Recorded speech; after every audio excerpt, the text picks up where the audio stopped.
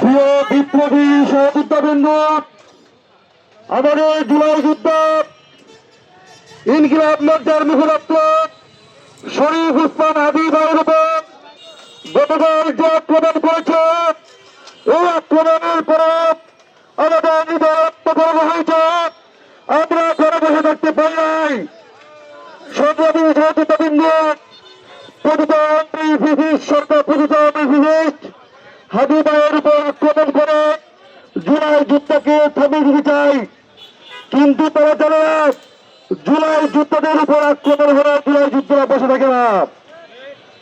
আমরা আজকে দুর্গাপুরের প্রবেশ থেকে ঘোষণা দিতে চাই, যেখানে আমি সন্ত্রাসীদের হবে সেখানেই তাদেরকে পাকড়াও করা হোক।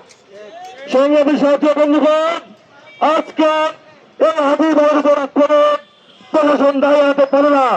24 ঘন্টার ভিতরে প্রশাসন হাদি ভাইয়ের খুনিকে গ্রেপ্তার করে ফাঁসি দিতে হবে। সংগ্রামী ভাইয়ের আমার, আজকে এক হাদি ভাই হসপিটালে গিয়েছে, কিন্তু আমরা লক্ষ্য হাদি ভাই বাংলাদেশে থেকে বেরিয়ে পড়েছি।